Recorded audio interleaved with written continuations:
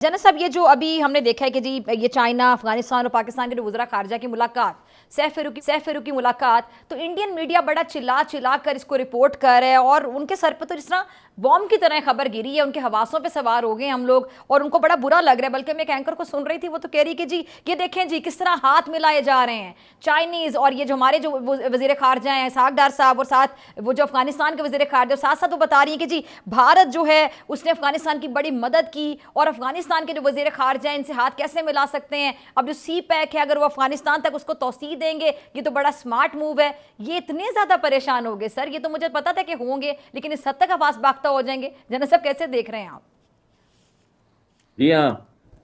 इस सवाल का जवाब तो शमशाद साहब का फील्ड है, वो बेहतर दे सकते हैं। लेकिन मैं तो, ये बड़ी खुश आयन फोटोग्राफ थी जिसमें चाइनीज फॉरेन मिनिस्टर और अफगानिस्तान के और पाकिस्तान के फॉरेन मिनिस्टर इकट्ठे तीनों हाथ मिला रहे हैं।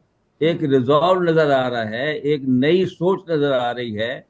और ये जो खबर के अफगानिस्तान भी सी पैक में शरीक होगा, अब वो चाबहार की जो बंदरगाह जो हिंदुस्तान डेवलप जी करके जी। एक बाईपास गवादर से बनाने की कोशिश कर रहा था, वो अभी इससे न्यूट्रलाइज होगी, कंप्रोमाइज होगी।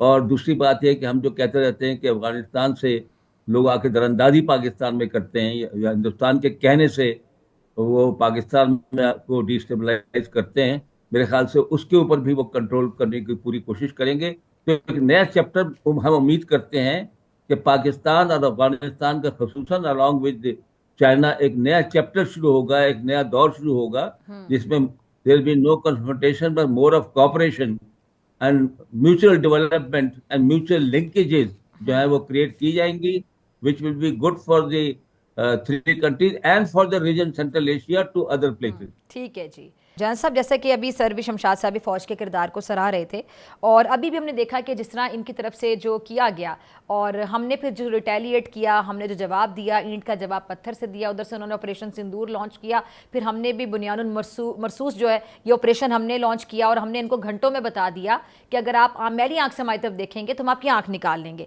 सर ये जो हमने रिटेलिएट किया, फिर दुनिया भर में जिस तरह हमारे पायलट्स की तारीफ हो रही है, हमारी एयरफोर्स की तारीफ हो रही है, हमारी जो एक वॉर स्ट्रैटेजी है कि हमने कितनी अच्छी स्ट्रैटेजी को फॉलो किया, बड़ी मेच्योरिटी के साथ हमने इनको जवाब दिया, हमने लड़ाई में पहल नहीं की और हमने कोई भी जो एक किसी भी जंग में जो कवानीन होते हैं हमने उसकी खिलाफ वर्जी नहीं की। लाइन ऑफ कंट्रोल से आगे इनको आना ही नहीं चाहिए था, ये शहरी आबादी को निशाना बनाने पर आ गए, नूर खान एयरबेस तक आ गए। फिर हमने इनको जवाब दिया और हमने इनको बारहा मौका दिया कि आप ये पहल ना करें, लेकिन बेजारी बात है हमारी भी सालमियत का सवाल था, हमें इनको जवाब देना था।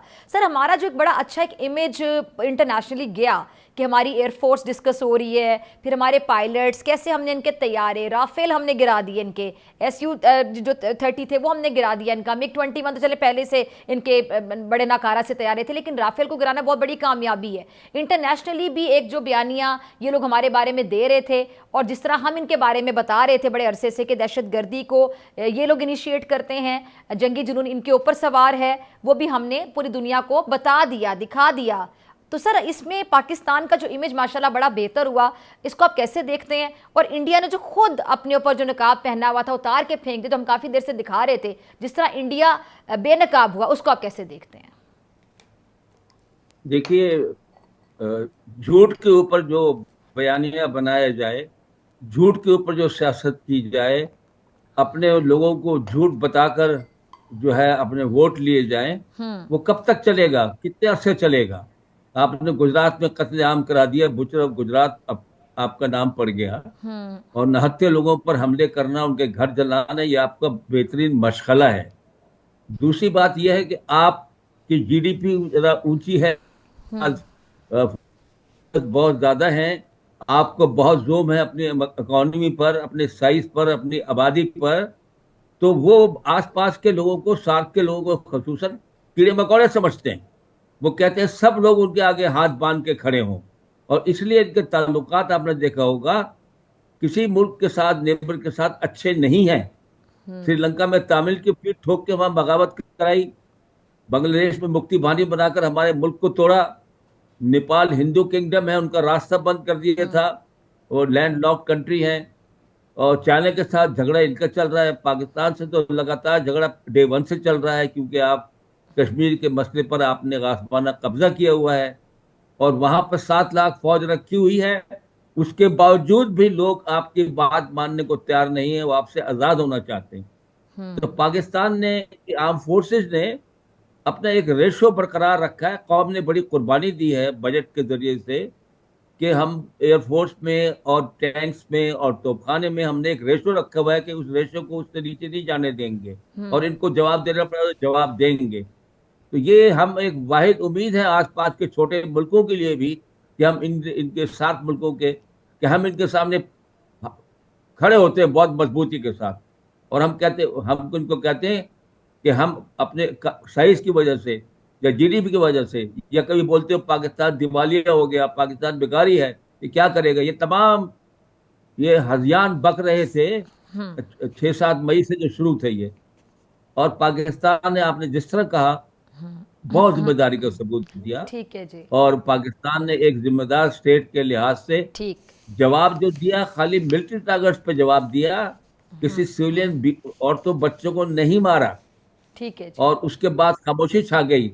लेकिन अब वो दोबारा से झूठ बोल रहे हैं अपने कौम से कि जी हमने ये पाकिस्तान को बड़ा इसके अंदर नुकसान पहुंचा जी दिया। जी। और साथ साथ इनका जो था, ये बलूचिस्तान के अंदर और केपीके के अंदर, कि वहां से भी जो है दरअंदाजी हो, वहां के भी जो इनके मोहरे हैं वो बलूचिस्तान में और वहां गड़बड़ करें। ठीक आपको है पता है जी। 71% वर किल, जो गड़बड़ करने आए ठीक थे, है। और इस बलूचिस्तान के अंदर भी कंट्रोल किया हुआ है। तो हिंदुस्तान का खामा ख्याल है कि वो पाकिस्तान को दबा सकता है, वो हरगिज नहीं दबा सकता, क्योंकि हमारा मौक़िफ़ असूली है, सच पे मबनी है। हमको अपने बयानिए के ऊपर कॉन्फिडेंस है ठीक है जी। और एतमाद है और यकीन है कि हम, जो हमारा बयानिया कश्मीर के बारे में सही। या एक जिम्मेदार मुल्क के बारे में जो हम बात कहते हैं वो हम करते हैं। ये मेरे ख्याल में हमारा किरदार पूरी दुनिया के सामने उजागर होता जा रहा है। ठीक है जी। अच्छा शमशाद साहब, मैं आपकी तरफ आना चाहूँगी, आखिरी 2 से ढाई मिनट हैं। सर, ये जो सिफारती सतह पर हम अपना केस कितनी मजबूती से अब लड़ सकते हैं? इंडिया हमारा रिवायती हरीफ है और हमारी तरक्की हमेशा उनको खटकती रही। कोई भी मामला जब भी हमारे यहाँ बेहतर होता है तो वो रंग में भंग डालने की कोशिश करता है। कैसे दहशत गर्दों का भेजा जाता है। फिर जो, अगर हम सुबाइयत फैक्टर की बात करें, बलूचिस्तान में ये अपनी इन्वेस्टमेंट के हवाले से खुद से बात करते हैं कि किस तरह ये रॉ जो है वो टेररिज्म को सपोर्ट करती है वहाँ पे फंडेड कुछ ग्रोह हैं जो कि इनकी इमा पर यहाँ पे ऐसी कार्रवाइयों में मुलविस पाए जाते हैं, और अपने मुंह से अल्लाह ये लोग कहते हैं कि बलूचिस्तान को तोड़ना चाहते हैं। मतलब इनका ये दरीना ख्वाब है और वो कभी पूरा नहीं होगा। सर, सिफारती सतह पर कश्मीर का मसला ख़ास तौर पे हम किस हद तक हाईलाइट कर सकते हैं? अगर मैं आम अल्फाज में बात करना चाहूँ, देखने वाले तमाम नाज़रीन समझ सकें, ये एक ऐसा पॉइंट आ गया है कि जहाँ पर हम इस सिचुएशन को अच्छी तरह से कैश करवा सकते हैं। मसला कश्मीर के हवाले से ख़ास तौर पर मैं जानना चाहूँगी, तो हमें इस मौके का फ़ायदा कैसे उठाना चाहिए, इस केस को कैसे हमें लड़ना चाहिए,